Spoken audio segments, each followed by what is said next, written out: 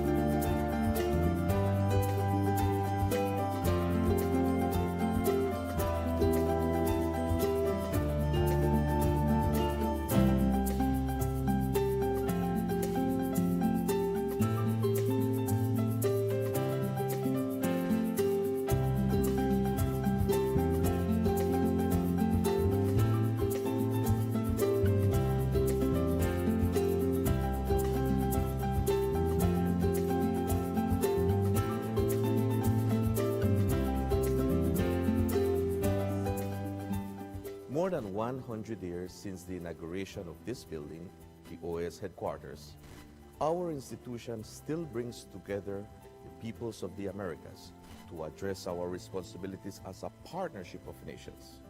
As we look to the future, our work must also focus on the construction of a positive agenda that continues to favorably impact millions of lives every day.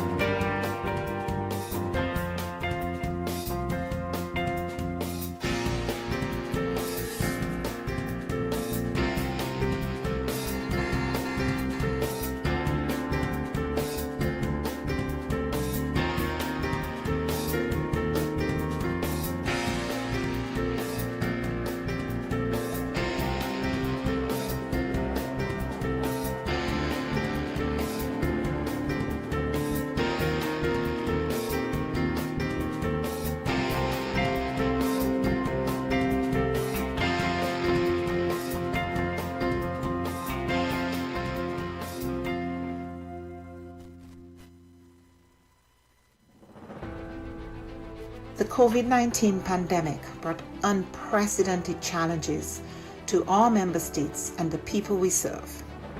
In response, the OAS Secretariat for Integral Development adopted a three-pronged approach by 1. Adjusting our portfolio of existing projects, 2. Exploring new projects to meet emerging needs, and 3. Expanding multi-sectoral partnerships. The results achieved in 2020 demonstrate the resilience of our member states and the commitment of the OAS SETI to work with member states and partners towards our common goals in the development of our region. Our Network on Competitiveness launched the COVID-19 Ideas Accelerator, sharing 250 tools, health solutions, responses, and recovery plans. The Network for Labor Administration published a portfolio of responses from ministries of labor to COVID-19, sharing over 420 measures taken to protect workers, employment, and income. Likewise, the Inter-American Teacher Education Network series, Teaching STEM in Quarantine, provided 117,000 teachers with key tools to continue advancing STEM education during the pandemic. Through its network and platforms, the Inter-American Committee on Ports promoted international and national best practices, guidelines, protocols, and recommendations on COVID-19 safety measures and continuity of logistic operations. Initiatives such as the Education in Times of Change platform allowed us to meet urgent needs by offering timely tools on virtual education and a dedicated space for ministries to share strategies, actions, and solutions. Other programs such as the Row Fund stepped up, providing emergency grants to offset the challenges imposed on our students by the pandemic. SETI's partnerships are adding value to member states in the form of technical assistance, training, and access to tools and services. In partnership with leading private sector institutions, we offered micro, small, and medium enterprises access to online tools and training, increasing their visibility and participation in e-commerce, a key to their survival and growth in the pandemic and post-pandemic era. A new OAS SETI Facebook initiative provided 85,000 MSMEs across the region with capacity building opportunities and WhatsApp business tools to aid response, recovery, and resilience building. The Caribbean Small Business Development Centers program achieved real impact, supporting new businesses, expanding sales, and driving growth. The new network of Caribbean SBDCs will broaden the program's reach. The Inter-American Committee on Tourism, the CTOUR, convened ministerial-level policy dialogue in an urgent response to the impact of the pandemic on the hard-hit tourism and hospitality sectors.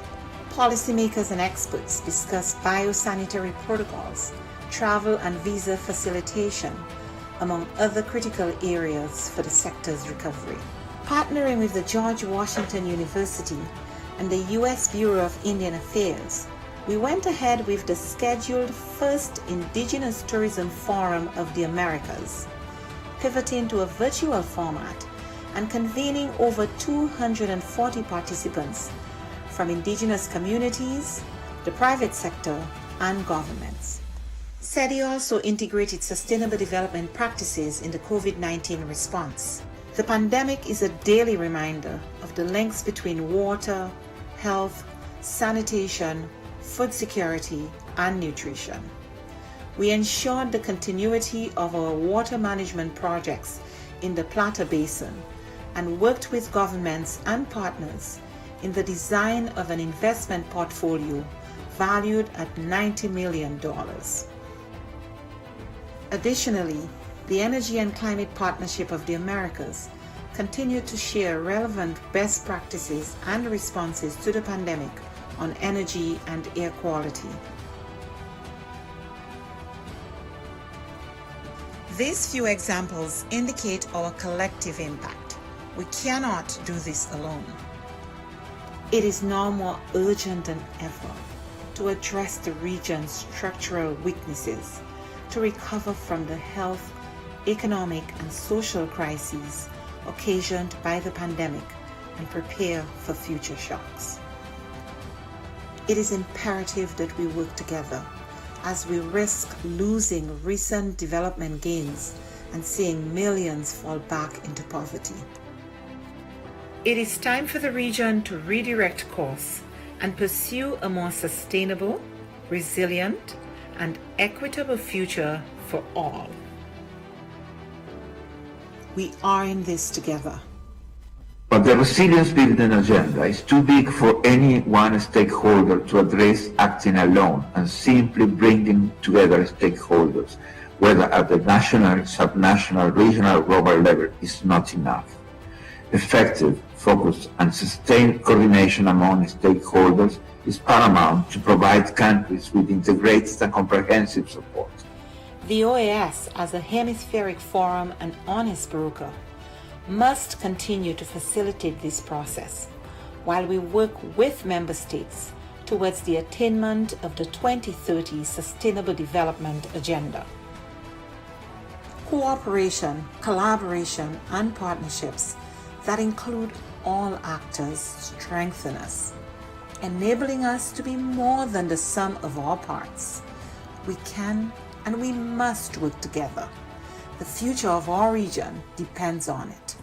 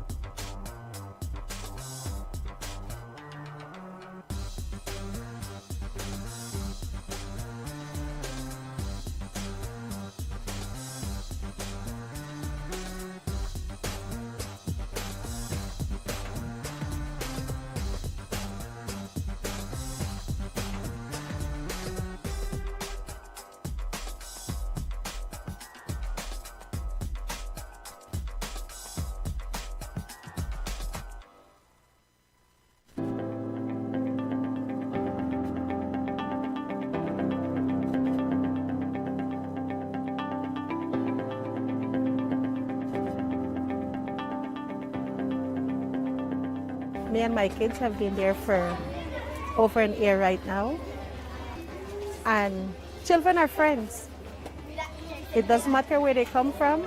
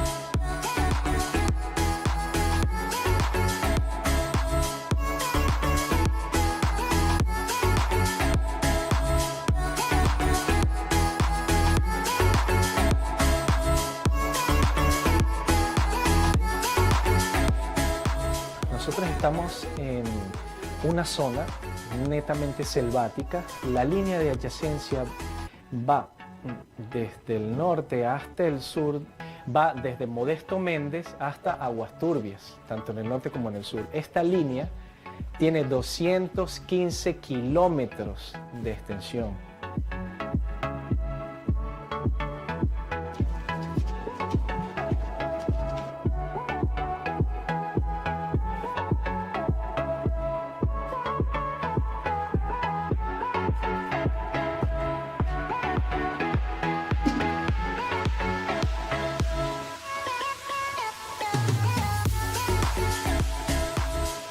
De allí vino él, se buscó creo con los de la OEA y de allí vino el proyecto para acá, para Judá.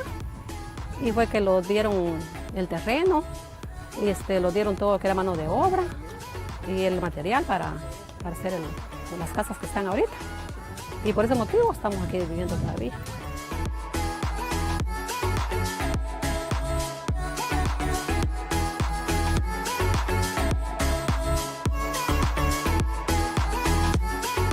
La misión continúa trabajando en la implementación de medidas de fomento de la confianza mientras aguarda el resultado del reclamo que está atendiendo la Corte Internacional de Justicia por la disputa marítima, territorial e insular. Nuestra oficina en la zona de adyacencia realiza verificaciones a solicitud de ambos gobiernos facilita reuniones y patrullajes conjuntos entre las Fuerzas Armadas y promueve una cultura de paz y cooperación entre las comunidades locales. Children will be children and they have harmony. They don't see each other as a different country, but they see each other that they're growing together.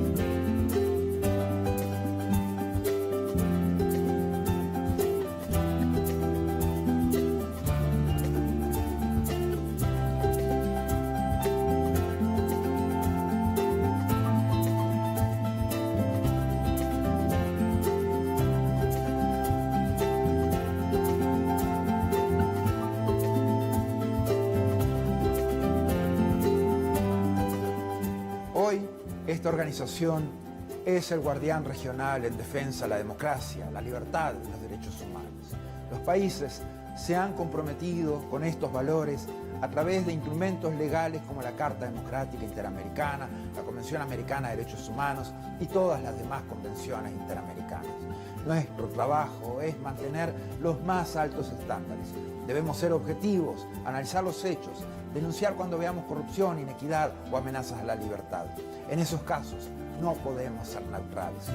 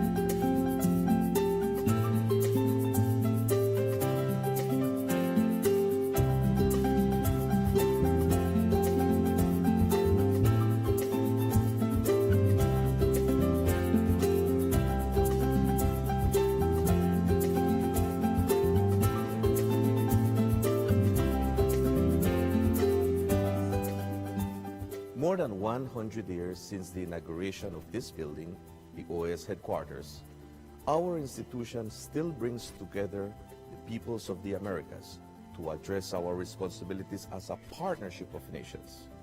As we look to the future, our work must also focus on the construction of a positive agenda that continues to favorably impact millions of lives every day.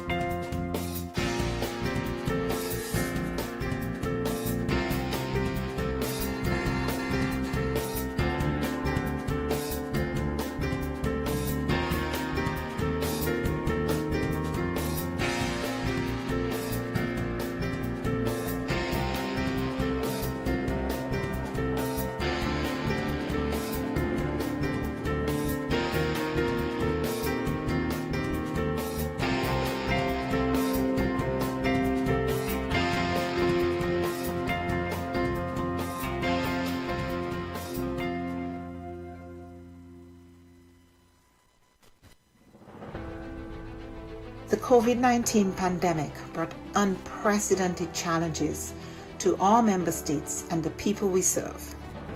In response, the OAS Secretariat for Integral Development adopted a three-pronged approach by 1. Adjusting our portfolio of existing projects, 2. Exploring new projects to meet emerging needs, and 3. Expanding multi-sectoral partnerships.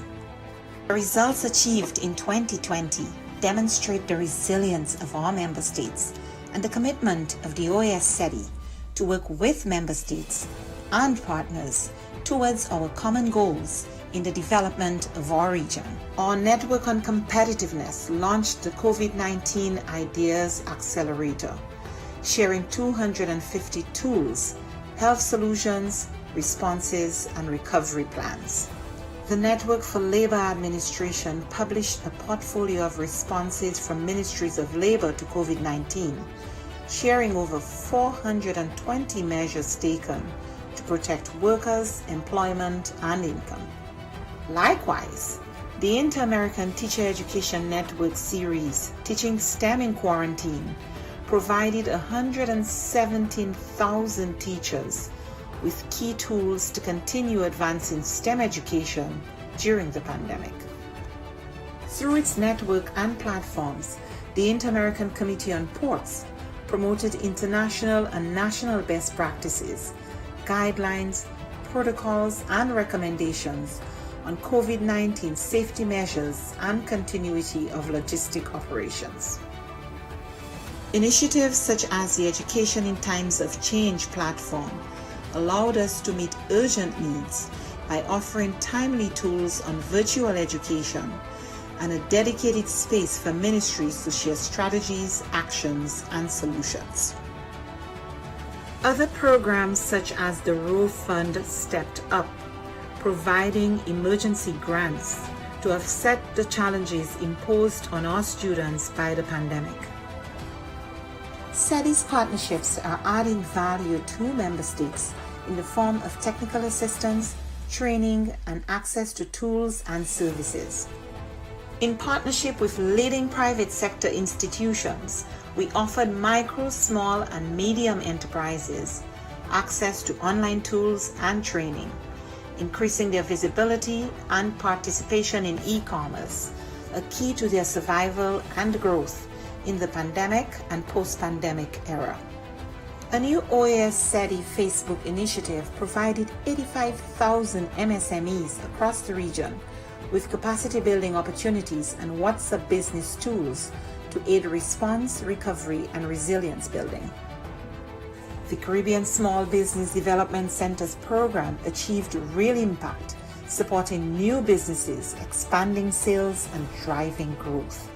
A new network of Caribbean SPDCs will broaden the program's reach. The Inter-American Committee on Tourism, the C2, convened ministerial-level policy dialogue in an urgent response to the impact of the pandemic on the hard-hit tourism and hospitality sectors.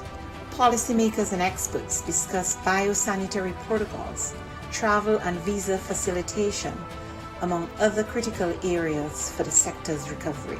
Partnering with the George Washington University and the U.S. Bureau of Indian Affairs, we went ahead with the scheduled first Indigenous Tourism Forum of the Americas, pivoting to a virtual format and convening over 240 participants from indigenous communities, the private sector, and governments. SETI also integrated sustainable development practices in the COVID-19 response. The pandemic is a daily reminder of the links between water, health, sanitation, food security, and nutrition. We ensured the continuity of our water management projects in the Plata Basin and worked with governments and partners in the design of an investment portfolio valued at $90 million. Additionally, the Energy and Climate Partnership of the Americas continued to share relevant best practices and responses to the pandemic on energy and air quality. These few examples indicate our collective impact. We cannot do this alone. It is now more urgent than ever to address the region's structural weaknesses, to recover from the health, economic, and social crises occasioned by the pandemic and prepare for future shocks. It is imperative that we work together as we risk losing recent development gains and seeing millions fall back into poverty. It is time for the region to redirect course and pursue a more sustainable, resilient, and equitable future for all. We are in this together. But the resilience building agenda is too big for any one stakeholder to address acting alone, and simply bringing together stakeholders, whether at the national, subnational, regional, or global level, is not enough. Effective, focused, and sustained coordination among stakeholders is paramount to provide countries with integrated and comprehensive support. The OAS, as a hemispheric forum and honest broker, must continue to facilitate this process while we work with member states towards the attainment of the 2030 Sustainable Development Agenda. Cooperation, collaboration,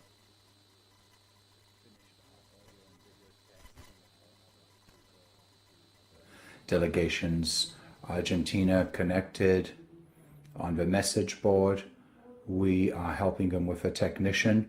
We have Barbados, Belize, Bolivia, Brazil, Canada, Chile, Colombia, Costa Rica, Dominica, Ecuador, El Salvador, United States, Grenada, Guatemala, Guyana, Haiti, Jamaica, Mexico, Nicaragua, Panama, Paraguay, Peru, the Dominican Republic, St. Lucia, St. Vincent and Grenadines, Suriname, Uruguay, and Venezuela.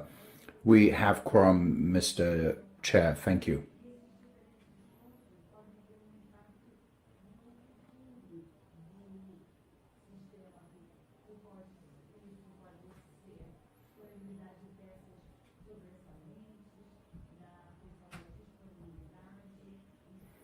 Mr. Chair, your microphone is on mute.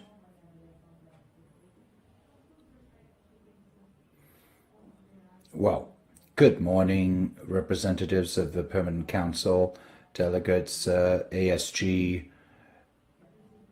employees of the organization. So now that we have a quorum, I declare open this extraordinary meeting of the Permanent Council, which has been called in accordance to Session 13 of Resolution 2941 of the General Assembly, with the purpose of hearing the presentations of the candidates for the free positions in the Inter-American Commission on Human Rights for the 22-25 period,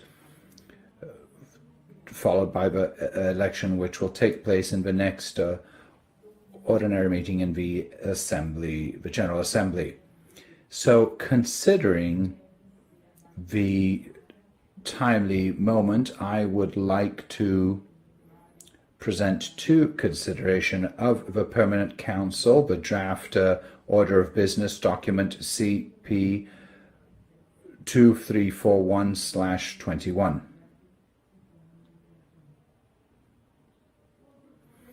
As no one has requested the floor, we approve the order of business. So in line with the informational document CP/INF/90/21 and the methodology which we have approved in this Permanent Council on the 25th of August of this year, the procedure to follow is the following, and I believe it is important to remind us and bear this in mind. We will first hear the presentations of the candidates in the order which was defined as of the date in which the candidacy was presented to the General Secretariat. The time for each presentation is of 10 minutes. And we ask for candidates to stick to that limit. And next, we will open the floor for questions and comments by the delegations of the member states. The delegations, as has been agreed on, will have a maximum of 5 minutes to ask questions or make comments. I would kindly invite the delegations that, when possible, to please make their questions and comments in a general nature and not directed to one specific candidacy. Finally, we will offer the floor to the candidates in the same order of their presentation for their responses and final comments. In this case, the candidates will have a maximum of 7 minutes. The chair, in this sense, dear friends, will be very strict regarding timekeeping. So, based on what we have seen, we will continue to the presentation of the candidates of the Inter-American Commission of Human Rights for the 2022-2025 period. I would like to remind all the delegations that the bios of each one of these candidates has been shared with the presentation of their candidacies and is also in the order of the day of this session. And this is public and counts on the very broad, has been broadly widespread. So therefore, I would like to welcome and give the floor to candidate Joel Hernandez Garcia from Mexico. You have the floor. Mr. Hernandez, you may now use the floor.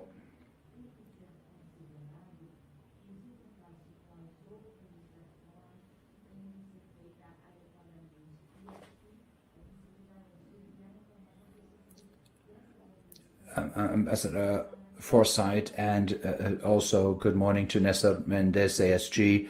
I would like to greet all the ambassadors, permanent representatives, and the deputy representatives. It's a great pleasure for me to participate amongst this pool of candidates to the members of the Commission on Human Rights. I celebrate the call of the Permanent Council for us to be able to exchange opinions on our proposals for the Commission. I greet very warmly the candidates who participate in this panel. The Inter-American System of Human Rights is a heritage of the Americas. For over 60 years, the CHR has been promoting human rights with a progressive vision in order to contribute for the social change of our societies, and above all, to be able to obtain effective justice for the people who have been victims of human rights being denied. The challenge that the Commission has today is to continue to have a transforming impact amongst member states. Through the instruments that it has, it must continue to contribute with the national efforts in order to be able to guarantee the full activity of human rights. In order to be able to do this, the Commission must be loyal to its nature as an international organization on human rights. This is something which is translated into an activity which privileges dialogue between states, victims, their representatives, and organized civil society in order to meet an agreement. It also implies in a policy of a communication which is able to convey the results of a commission in an objective manner, informed, and with a language which is in line with the nature of the commission. It is very important that the cases and their results be clearly driven and the decisions be justified. The legal certainty will allow the parties to have a necessary confidence for the recommendations of a committee to be implemented, for the Commission to be implemented. In other words, the Commission on Human Rights must be a bridge, bearing in mind that it will not divide the players. The member states of the OAS, as signatories of the member states of the American Convention on Human Rights, have taken on international obligations before the people who are under their jurisdiction. It is a well-established rule in international law that all treaties are binding to the parties and must be fulfilled with them in good faith. Pacta sunt servanda. I understand that the member states have taken on these obligations in a voluntary manner and in exercising their sovereignty, and that the role of a commission is to cooperate with the states to facilitate the implementation of those recommendations.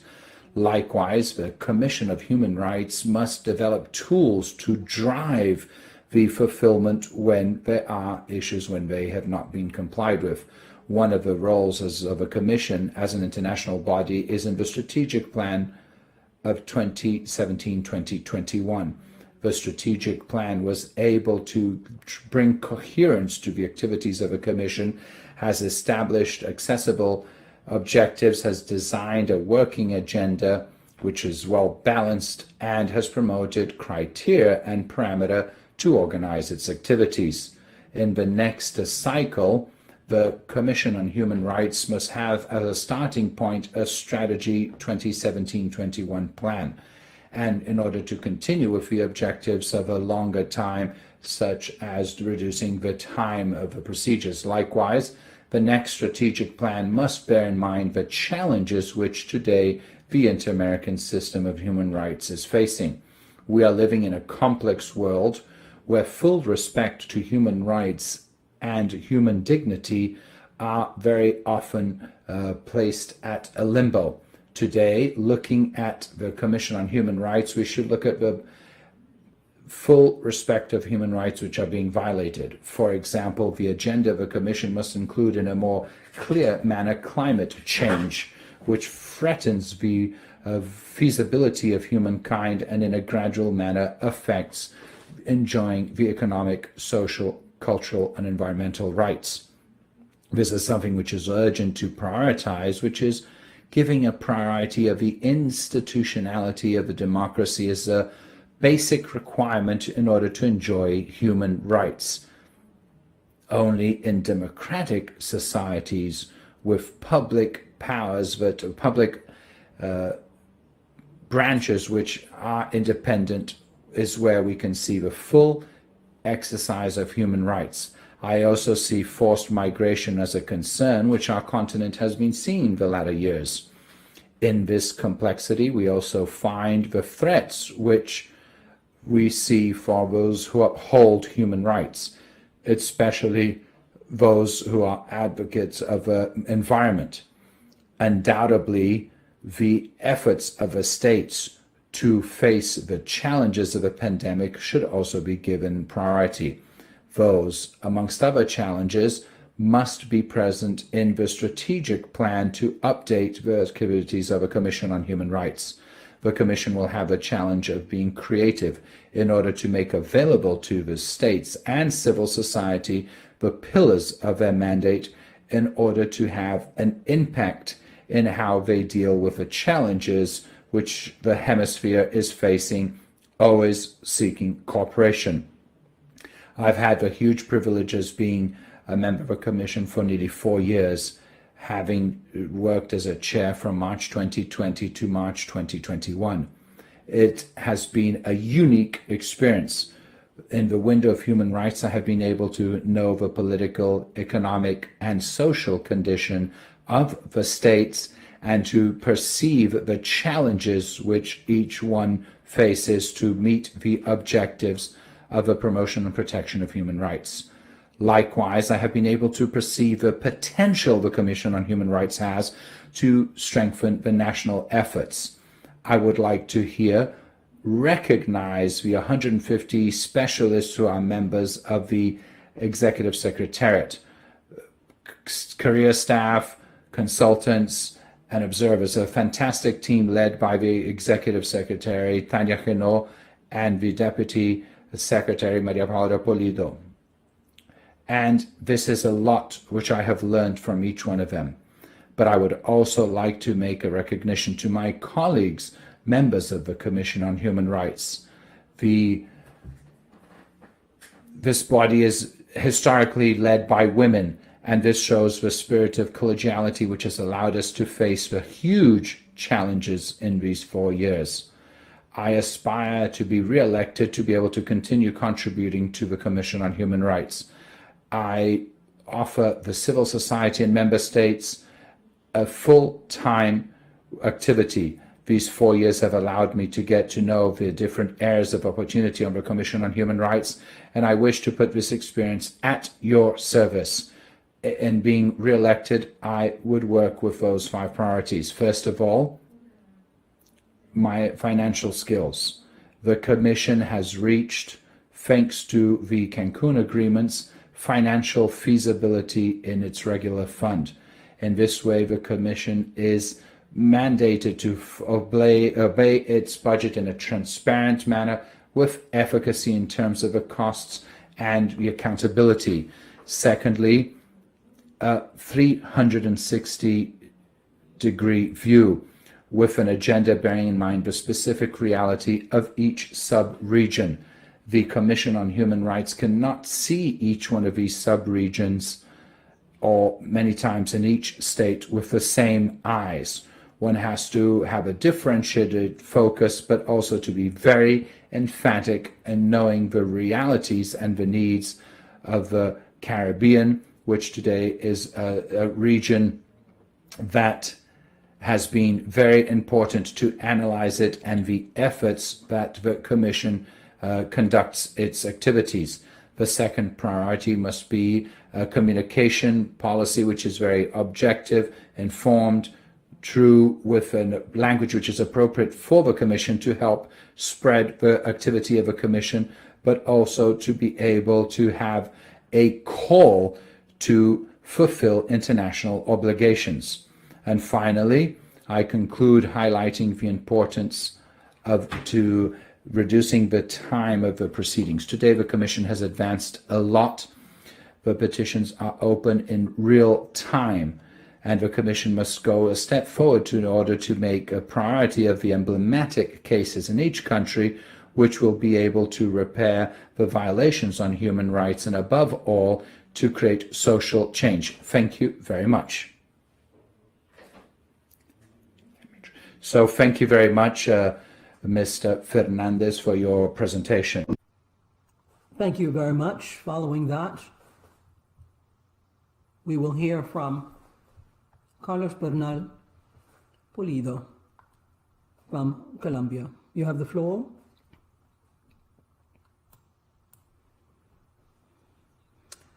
Your Excellencies, Ambassador of the member countries of the Organization of American States, ladies and gentlemen, I commend the design that the OAS rules provide for the election of member states of the Inter-American Commission on Human Rights. With your vote, states can determine the direction of the system and guide its institutions towards best practices and imperative issues. I thank you for your dialogue with me over the past few months. I express my appreciation and respect, above all, for your commitment to human rights. Some events touch deep heartstrings and remind us of the primordial yearnings that marked our vocation. In my case, that yearning has always been the protection of human rights. One unforgettable event was the arrival in my office at the Constitutional Court of Columbia of a thank you note written by two girls in their own handwriting. After an ominous trajectory of sexual abuse, a sentence projected by me made possible the adoption of these minors and with it the recovery of their freedom and dignity. During the years I worked at the Constitutional Court, the protection of the rights of the most vulnerable was a great motivation. Perhaps this is what led civil society institutions to recognize me in 2 consecutive years with the award for the best judgment of the high courts. Many other heartbreaking cases came to my hands. Children who could not access their schools for lack of adequate transportation and risked their lives in the attempt. Dispossessed peasants longing to return to their small holdings. Prisoners without drinking water.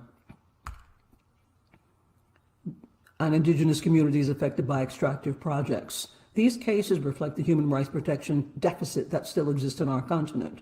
Their causes are varied: abuse of authority, the violence of criminal organizations, the inertia of institutions, and centuries of poverty and inequality. These stories have been familiar to me since childhood. My mother was a lifelong teacher in a public school attended by children from vulnerable families.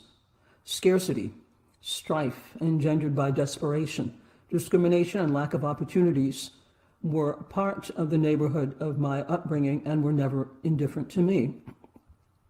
That context was the bedrock of the design of my life plan. I studied law with the belief that legal protection of the weakest is the only antidote to the law of the strongest. I knew that to be a part of the change, I had to prepare myself. With this illusion, I undertook my first doctorate. My goal was to design a methodology that could be used by political and judicial authorities to facilitate the protection of rights. To my satisfaction, the theory of the principle of proportionality that I harvested with that research has been used and cited by international, constitutional, and Supreme Courts, and has fulfilled its mission. This and other research on relevant aspects in Ecuador, Mexico, Brazil, and Chile allow me to look at the dimensions of human rights and the problems in the region. Instead of delving into my background, I would now like to talk about my character. I enjoy a simple life with my wife and my 2 daughters. My academic and professional life, living with other cultures, languages, and ethnic groups, has allowed my wife and I to educate our daughters in the recognition of others and in the principles of tolerance and absolute respect for the choices of others. Our values, our love of God, solidarity, honesty, integrity, consistency in living as we think, humility, hard work, and the pursuit of excellence. Personally, I am a friend of dialogue. I do not claim to have definitive opinions. I'm always ready to change them when I am offered convincing arguments. I am certain that collaboration produces better results than isolation, and that listening is more edifying than talking. I'm convinced that these values, as well as the independence, impartiality, and rigor that characterize my years as a magistrate of the Constitutional Court of Columbia, are ideal traits for the position to which I have been nominated. In addition, I have a track record in the design of reparations for rights violations with a focus on capacity building and institutional transformation. This trajectory is evidenced in several rulings that I projected as a magistrate. The Commission has reached undeniable achievements with the implementation of its Strategic Plan 2017-2021. However, I have a vision of an Inter-American Human Rights Commission that is much more than a mere judicial counterpart of the states. From my perspective, the Commission should become first a cluster to promote human rights, second, a leader in technical assistance and capacity building, and third, a catalyzer of synergies for a sustainable development of human rights policies within the states, within the inter-American system, and between those systems and the universal human rights system. This vision can be the outcome of 5 strategies related to legitimacy and an improved articulation with the states, new matters, respect to due process, a refreshed focus and innovation, and capacity building. First, New, independent, and impartial commissioners can infuse legitimacy to the Inter-American Human Rights Commission. A more legitimate commission should explore more fluent ways to engage with the state's members. Those ways presuppose respecting the Constitution, legal and political institutions, values and traditions of each state, and the epistemic priority of officials to interpret and transform the Convention into domestic law. In this regard, my experience with the law of the Commonwealth nations has taught me that dialogical remedies are highly effective for addressing human rights violations. Second, in the coming years, the Commission should also address new matters. The most pressing issues are the protection of human rights in the pandemic and post-pandemic era, migration, and the mitigation of climate change. This last issue is essential to the Caribbean nations. Tercero, la Comisión. Third, the Commission must also strengthen respect for due process for all participants in its proceedings, victims, civil society, and state institutions. The Commission must lead by example and respect the standards of due process and impartiality that it demands of states. In this sense, the Commission must guarantee reasonable terms for the parties to respond to its requirements. Likewise, the Commission must avoid focusing its actions on the dangerous back and forth of social networks. Victims and states deserve more than human rights governance at the pace of hasty conclusions disseminated via Twitter. Fourth, the Commission must also implement strategies to prioritize its work. We must reflect on how to strike a balance between access to the system and the Commission's actual ability to process cases. This balance may be achieved by taking advantage of innovative solutions linked to developments in text, analysis, and artificial intelligence technologies. As can be seen in the Pretoria system of the Constitutional Court of Columbia, in the construction of which I participated in a very active way, these technologies also allow the identification of patterns of human rights violations. The Commission can use these patterns to encourage the design of policies and to monitor compliance with recommendations and orders issued to states. Regarding this same aspect, the Commissioners must ensure that all personnel who serve the Commission do so in conditions of dignity, intellectual independence, and full respect for labor rights. Moreover, an Inter-American Commission that brings together different voices and diverse ways of thinking will always offer greater guarantees to states and victims. Institutions in carrying out capacity buildings and technical assistance programs. The state's officials are the hands of the system. If the Commission and the states train them, the creation of a human rights culture in our hemisphere will advance to new levels. Con estas ideas que podrán. With these ideas, we can be incorporated into the future strategic plan 2020-2026. I take the liberty of asking for your vote. As always, I remain at your disposal to discuss these issues in which I find my vocation. Thank you very much, and I hope to have the privilege of meeting you in person in the near future. Gracias, señor Bernal, por su presentación. Seguidamente me es grato ofrecer la palabra. Thank you, Mr. Hernan, for your presentation. I would like to give the floor to Antonia Urrejola from Chile. Please, candidate Antonia, the floor is yours.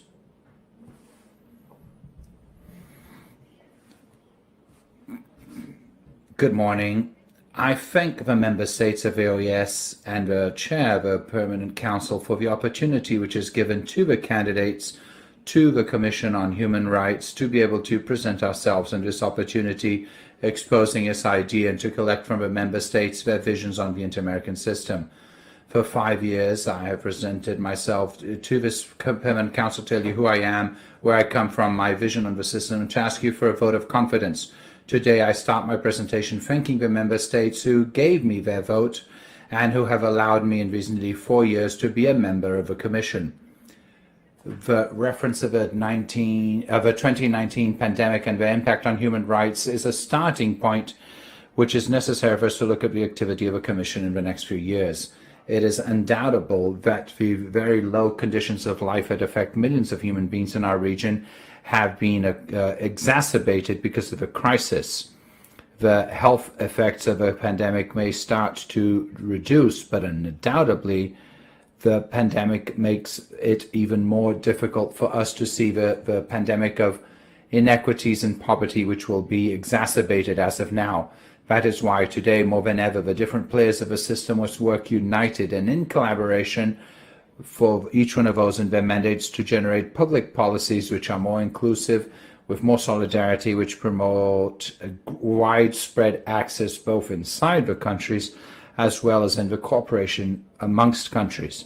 It is undoubtable that the first priority of obtaining the vaccine and guaranteeing universal vaccination. In the Commission, we have required that it is imperative for the vaccines to be at the reach of all people in equal terms and without any discrimination, and that's why that distribution has to be fair and equitative for the countries of low and medium income. The Commission should continue to see its efforts unfold in this area from its mandate. The crisis caused by the pandemic has also put into evidence the difficulties which we international organizations face in the area of protection of human rights to be able to take ahead their mandates and to bring answers to the magnitude of these challenges. That is why I believe that this crisis has been an opportunity. The new context created by the pandemic calls members of the system to see its mechanisms and its procedures, strengthening its capacity to give more appropriate answers to the effects which this situation presents on us. On the other hand, apart from the advances which we have seen in the democratic aspects in this decade and the huge impact that we have seen in the inter-American system, the democratic instability continues to be a challenge, especially now in this constitution. Today, in the case of democracy, the Pulitzer and Applebaum winner of the Pulitzer Prize says that the democracy is not unavoidable, but obviously the survival of democracy isn't. It depends on the decisions we may make. 2 decades after the approval of a democratic charter, we see as a concern regimes who have disappeared from the power to become very authoritarian. These powers which criminalize and persecute people who defend and uphold human rights and independent journalists do this in a frequent manner. This is the obligation which these member states have, which are being violated, which to guarantee the respect of human rights of all of their citizens. For this reason, I believe that we must make all efforts at our reach in order to be able to strengthen the alliance between the democratic countries and the Commission in order to revert these breaches of democracy and to give back these citizens a guarantee that their dignity will no longer be cancelled, guaranteeing the full observance of the Democratic Charter and more specifically of human rights. The Democratic Charter continues to be in force in the current context, above all in the new topics that we have at a regional debate, such as, for example, the deep transformations that the digital transformation is bringing to our societies, with new ways of requiring and links between governments and citizens, to understand that this is a platform and a way to exercise other forms of human rights, such as freedom of expression, access to education. These are crucial tools to develop with transparency in public management and to fight corruption. But at the same time, to understand the social media that also weaken the public debate and make it easier to have misinformation. One of the challenges is to obtain a consensus which will contribute to have clear criteria in terms of human rights for the internet content moderation, look at open democracies with a plurality of voices, bringing up platforms and opportunities. I also have to mention another huge challenge, which is climate change. All countries in our continent and the entire world have been facing for many years now the very terrible consequences of climate change, of hurricanes, and this is something which is happening. This has agricultural aspects. These are some of the natural disasters which we are facing. It is obvious that this problem is generalized. There are areas in our continent which are especially vulnerable, such as the Caribbean, where over 50% of its population lives under 5 meters above sea level, which are exposed to the loss and sustained loss of its territory which they can live in, with all of this means in terms of migration, which will obviously take place. the impacts on human rights that climate change has and will have for these populations must be another core pillar that this American system, which must look at urgently in a collaboration with states, organized civil society, and the private sector, which is something which is crucial. Naturally, the agenda of the concerns in the Americas in terms of democracy and human rights is not only in this very brief summary which I have made, but this shows the huge challenges, the responsibilities which we must take on and which must be faced through collaborative dialogue and productive dialogue, including necessarily all member states. It is not possible for us to see the human rights being defended without a dialogue with the states and for the promotion and protection of policies without the state authorities working together. The human rights will not be anything but rhetoric. As a member of a commission since 2018, I have been in Nicaragua, Brazil, Jamaica, Trinidad, Tobago, Colombia, Ecuador, Cuba, and Guyana. Each one of those see challenges in a political, cultural, historical, and ethnical context, which is very diverse, which has allowed me to know the wealth of this continent, its challenges, the structural problems, and its huge diversity. I am a rapporteur on the rights of indigenous peoples and the memory of injustice, and I can link to what I have learned in these responsibilities and the results, but I would also look at other topics which are more general during my session. The efficacy of the Inter-American system is based on the true implementation of its recommendations, and for that reason, as a priority, it is led with other two members of a commission, a working group for the implementation of the Inter-American Samoan to guarantee the efficacy and impact of the system. And I had looked in a very active manner at the cooperation of the commission in the last 4 years, where we have strengthened this mandate through strategies, tools, and innovative resources, such as the mechanisms for the follow-up and the technical cooperation sessions. During my period, the Commission has made huge efforts to be able to incorporate new players in the system and to strengthen the relations with civil society organizations.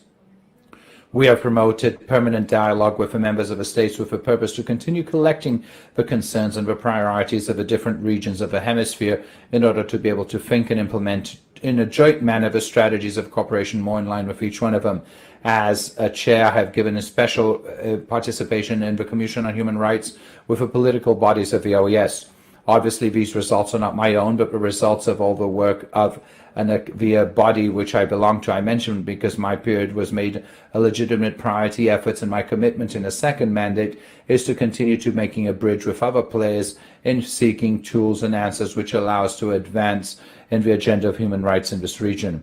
I have been a member of the board of this, the chair, and I guide for the first time in 61 years of the Commission a board made up only of women. Being part of this boarding allows us to look at the strategies and the dialogues that we have in civil society and also with our aspects. This is an experience that we have for the challenges that we have in this commission in the regional context in terms of human rights and what we have ahead of us. And I have worked many years in the state. I know how difficult it is to have institutionality and public policies in human rights in our countries.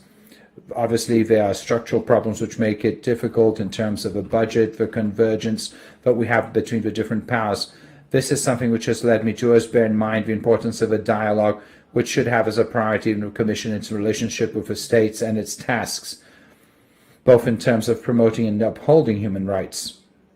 In my professional life, I have had the privilege of relating my activities with many different states and their different institutions, as well as the opportunity of dialoguing with many different groups of human rights, indigenous peoples, organizations of victims and the families of victims, with the organizations of civil society, all of this in very diverse countries such as can be in those of the Southern Cone and in the Caribbean. This experience has allowed me to see the transcendental importance of having a very open mind and being able to hear and learn from others, the need to place ourselves in the position of others and hear and feeling their pain and sharing their hopes, to nurture from the cultures, from visions, aspirations, and concerns of others. I have had the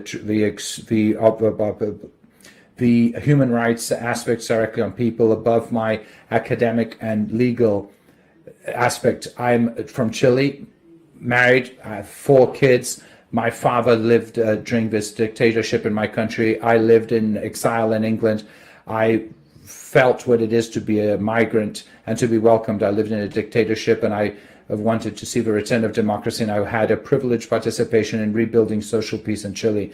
I deeply believe in the commitment of human rights is something which is compatible with an activity of flexibility, understanding, aspiration, and dialogue. I'm finishing. Okay, thank you very much, Ren. So thank you. I thank you very much for your intervention. Unfortunately, time is something which affects us all. So thank you very much. And now I'd like to give the floor to Mr. Roberta Clark from Barbados. Please, ma'am, you have the floor.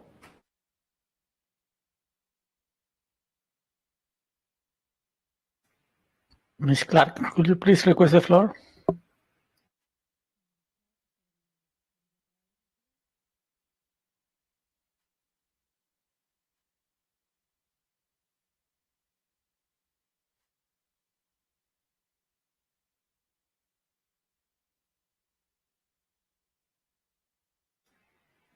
Now you have to activate your camera and your microphone. Perfect, thank you. Perfecto. Adelante, por favor. Perfect. Go ahead, please. Chair of the Permanent Council, Ambassador Forsyth, Assistant Secretary General Mendez, permanent representatives, fellow candidates, of course, ladies and gentlemen, friends and colleagues listening in. I want to thank you for giving me this opportunity to dialogue with you in furtherance of my nomination as a commissioner for the period 2022 to 2025. As you know, I come from a region, and in fact, I think we all do, come from a region whose history is replete with extreme human rights abuses, the genocide and marginalization of the original peoples, the enslavement of Africans, and the indentureship of Indians for labor exploitation. The legacies of these atrocities, as well as of colonialism, linger in our psyche, in our cultures, in our politics, and in our economies everywhere in our region. They limit access to rights by large sectors of our populations, and it is this history and their contemporary continuities that reinforce my commitment to social justice and to ending intersectional discrimination. Added to these legacies, we are living in a time of unprecedented challenges. I don't think we would disagree with that. We can address these best with equitable interconnectedness and multilateral solidarity. This solidarity must enhance our capabilities as individuals and states. It must acknowledge and repair past harms that have made this region amongst the most unequal globally. And it must respond to the conditions that undermine the rule of law, democracy, development, and peace. And so this is my primary motivation for offering myself up as a candidate to be a commissioner to contribute to expanding a lived culture of human rights. In encouraging this culture, the Commission's role is undeniable.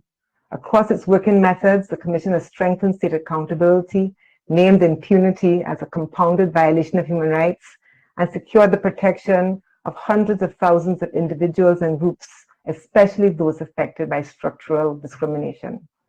This is a work in progress. The marginalization of significant sectors of our populations because of discrimination and poverty, and especially indigenous populations and Afro-descendants, persists. The right to privacy for free and unrestricted gender expressions and sexual orientation continues to be violated. Women and girls are being killed and harmed by non-state actors and are without redress or justice. Children's lives are marred by violence, by food insecurity, by lack of access to quality education, and particularly now in the context of the pandemic. In the year of the 20th anniversary of the Democratic Charter, we must acknowledge increasing militarism, the use of excessive force, suppression of democratic freedoms, the reach of non-violent non-state actors, corruption, and the fragmentation of social movements. Human mobility has intensified as people seek refuge from economic and political insecurity and the effects of natural disasters. The states to which people go for safe haven, however, may feel overwhelmed and worried about their capacity to meet the needs of their existing populations. How are states to respond in a manner that is consistent with human rights and humanitarian obligations? As someone from a small island developing state, I am sensitive to the existential threats posed by climate change, which, along with economic precarity, is the context within which states and populations must seek to meet human rights obligations. In addition, the impact of COVID-19 cannot be overstated. There's no way that it can be overstated. States struggle to manage the loss of life and loss of livelihoods, and the human rights discourse has taken center stage as states consider how to arrest the spread of the virus through mandatory vaccinations and states of emergency. With the curtailment of some rights advanced for public health, there are concerns for overreach and for abuse of emergency powers. How do states assure equal access to vaccines within their borders when there is such inequality in access to vaccines between states? And so the Commission is challenged to raise the alert on all of these issues and think through, with the diversity of its member states, how to respond coherently to fulfill commitments. How will I contribute to this agenda? As my CV shows, I have an interdisciplinary background to support the Commission in advancing recommendations to these complex realities, and to do so through evidence-based dialogues with member states. I have a sociology background and I am an attorney at law.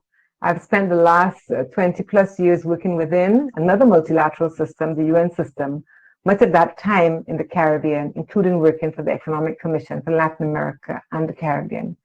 In that capacity, I provided advice to states in implementing their obligations, such as through gender-based violence law and policy. I've worked with police and the judiciary and indeed with parliamentarians to improve effectiveness in the administration of justice. I've undertaken research on human rights approaches to HIV prevention and treatment, and I have advised on social protection for meeting the socioeconomic rights of the most vulnerable populations. That work also included supporting civil society and building their capacities to monitor and hold the state accountable. More recently, over the last 4 years, I have been engaged in national and international non-governmental organizations and civil society human rights activism. As an attorney, I undertook death penalty litigation and practice in public, labor, and family law. And so that mix of working as an attorney, working within the intergovernmental system, aligned with non-governmental organizations, is the very foundation of my independence and experience, and indeed expertise. One of the recurrent issues from the Commission's report is the partial compliance with its recommendations. To improve this, the Commission must have national contextual knowledge to tap into the levers of change, to understand the engines of transformation, and to engage in meaningful dialogue with states based on an appreciation of their economic, social, and cultural realities. I come with this experience working across the Caribbean, but also in Asia and Africa for the last 30 years. Experience in socio-legal research, I can support and will support the Commission in the preparation of country and thematic reports, the consideration of complaints, and giving technical